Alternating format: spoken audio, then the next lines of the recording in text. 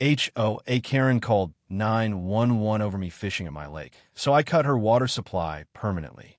Have you ever had someone call the cops because you were fishing in your own lake? I have. And not just someone. Her name's Karen. And when I tell you, she had the face of someone who's never smiled without expecting an HOA violation in return, I mean it. Permanently scowling, round cheeks flushed from yelling at strangers, and a voice that could peel paint off the side of a barn. It started like any perfect Sunday should have.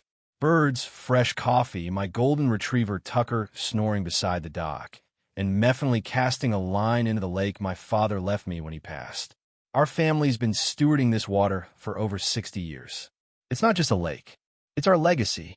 Crystal clear, spring-fed, secluded behind the tree line in rural Missouri. But apparently, none of that mattered to Karen. She didn't even say hello. Just came barreling down the slope in her golf cart like a Walmart sheriff on a power trip. She practically rolled out of the seat, panting, sunglasses sliding down her nose as she stomped toward me, clutching a clipboard like it was some kind of holy scripture.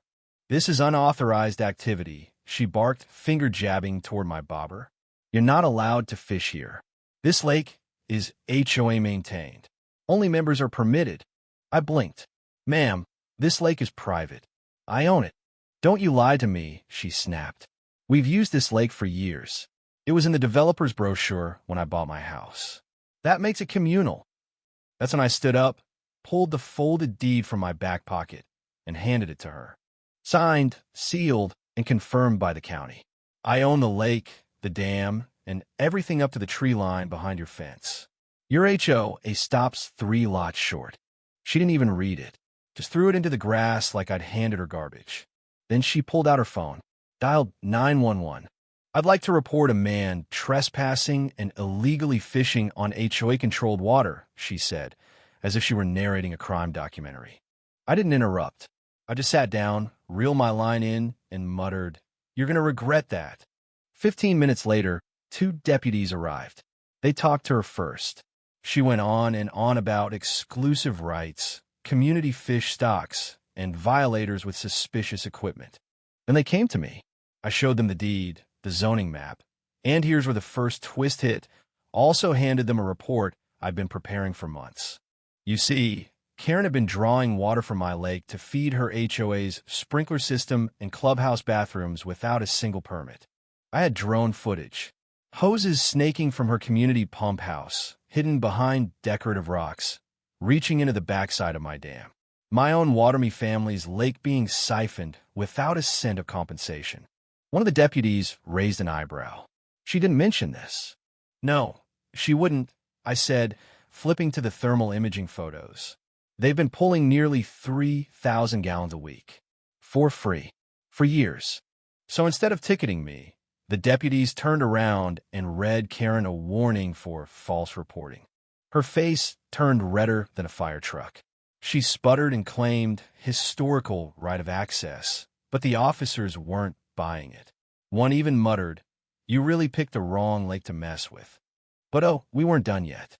Because now, I had all the proof I needed. The next morning, I filed 2 things: a cease and desist order through the county water board, and a claim for damages through my attorney for unpermitted resource extraction. The total? $46,700 in back use fines, plus $7,200 in legal fees. I hand-delivered the notice to the HOA office where Karen, of course, was waiting in her usual pastel visor and Crocs.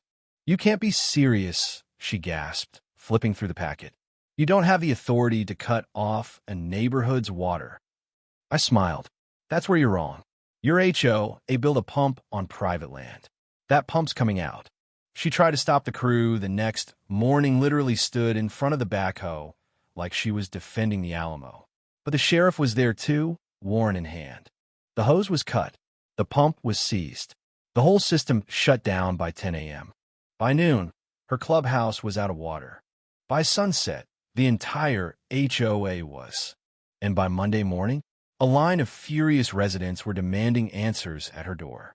Karen didn't just get embarrassed. She got obliterated.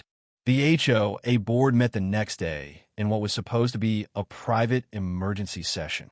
But it wasn't private for long. One of the board members live-streamed it on Facebook, tired of covering for her. In that shaky video, you can hear Karen screeching that she was set up, that the developer promised lake water, and that this is all just personal revenge. But then came twist one. The HOA's treasurer stood up mid-meeting and said, "I warned you 3 times that we didn't have water rights. You told me to delete the email trail. Guess what I didn't?" He pulled out printed emails showing Karen had known since 2019 that the pump was on private land, that she had explicitly told the board to keep quiet and keep pumping, that she had illegally directed HOA funds to upgrade the stolen line rather than pay the county for infrastructure. By the end of that meeting, Karen was removed as president, banned from handling HOA funds, and referred for civil fraud investigation.